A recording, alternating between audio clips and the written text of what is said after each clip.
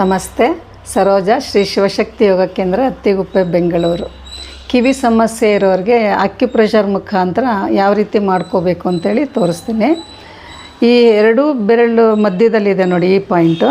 ಇದನ್ನು ಈ ಥರ ಪ್ರೆಸ್ ಮಾಡ್ಕೋಬೇಕು. ಹೀಗೆ ಈ ಥರ ಯಾವಾಗಲೂ ಅಷ್ಟೇ ಹೆಬ್ಬೆರಳು ಮುಖಾಂತರ ಈ ಎರಡು ಬೆರಳು ಉಪಯೋಗಿಸಿದ್ರೆ ನಿಮಗೆ ಅಕ್ಯುಪ್ರೆಷರಲ್ಲಿ ಕರೆಕ್ಟಾಗಿ ಪ್ರೆಷರ್ ಸಿಗುತ್ತೆ.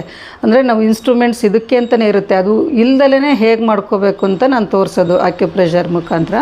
ಅಂದರೆ ಬೆರಳಿನ ಮುಖಾಂತರ ಹೇಗೆ ಮಾಡ್ಕೋಬೇಕು ಅಂತ ಈ ಥರ ಒಂದು 5 ಸಲ 10 ಸಲ ಈ ಥರ ಕಣ್ಮುಚ್ಚಿ ಮಾಡ್ತಾರೆ. ಯಾವುದಷ್ಟೇ ಕಣ್ಮುಚ್ಚಿ ಮಾಡಿದಾಗ ನಿಮಗೆ ಫೀಲ್ ಆಗುತ್ತೆ. ನಿಮಗೆ ಕಿವಿದೇನಾದರೂ ಬ್ಲಾಕೇಜಸ್ ಇತ್ತು ಅಂದರೆ ಅಲ್ಲಿ ಓಪನ್ ಆಗೋ ಥರ ಆಗುತ್ತೆ. ಕಿವಿ ನೋವಿದ್ದರೆ, ಕಿವಿ ಕೇಳಿಸ್ದೇ ಇದ್ದರೆ, ಈ ಥರ ಸಡನ್ನಾಗಿ ಏನಾದರೂ ಸಮಸ್ಯೆ ಇದೆ, ಕಿವಿ ಮುಚ್ಕೊಂಡಂಗೆ ಇದ್ದಾಗ ಏನಾಗುತ್ತೆ, ಈ ಥರ ಮಾಡ್ಕೊಳ್ತಾ ಇರಬೇಕು. ಅಂದರೆ ನಿಮ್ಗೆ ತುಂಬ ಜಾಸ್ತಿ ಸಮಸ್ಯೆಗಳಿರುತ್ತೆ ಅಂದರೆ ಡಾಕ್ಟ್ರ್ ಹತ್ರ ಹೋಗಬೇಕಾಗತ್ತೆ. ಸುಮ್ಮನೆ ಸಿಂಪಲಾಗಿ ಕಿವಿ ಮುಚ್ಕೊಳ್ತು, ಏನೋ ಒಂಥರ ಬ್ಲಾಕ್ ಆದಂಗೆ ಆಗಿದೆ, ಆ ಥರದ್ದೆಲ್ಲ ಇದ್ದಾಗ ಎರಡೂ ಕೈನ ನೋಡಿ ಈ ಥರ ಮಾಡ್ಕೋಬೇಕು. ಹೀಗೆ ಈ ಎರಡೂ ಬೆರಳು ಸೆಂಟ್ರ್ ಪಾಯಿಂಟ್ ಇದೆ ನೋಡಿ, ಇದು ಕಿವಿಗೆ ಸಮಸ್ಯೆಗೆ ಈ ಥರ ನರಗಳೇನಾದ್ರು ಬ್ಲಾಕ್ ಆಗಿರುತ್ತೆ ನೋಡಿ, ಆ ಥರ ಇದ್ದಾಗ ಈ ಥರ ಮಾಡ್ಕೊಳ್ಳಿ.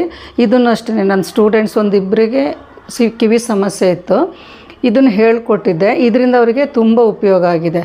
ಡಾಕ್ಟ್ರ್ ಹತ್ರ ಏನು ಹೋಗಿಲ್ಲ, ಆ ಸಮಸ್ಯೆಗಳೇನಿತ್ತು ಅದಕ್ಕೆ ಪರಿಹಾರ ಸಿಕ್ಕಿದೆ. ಇದು ಅಂದರೆ ಕಣ್ಣಿಗೆ ಕಣ್ಣಿನ ಒಂದು ತೋರಿಸಿದ್ದೀನಿ, ಮುಂಚೆ ಕಿವಿಗೆ ತೋರಿಸಿದ್ದೀನಿ.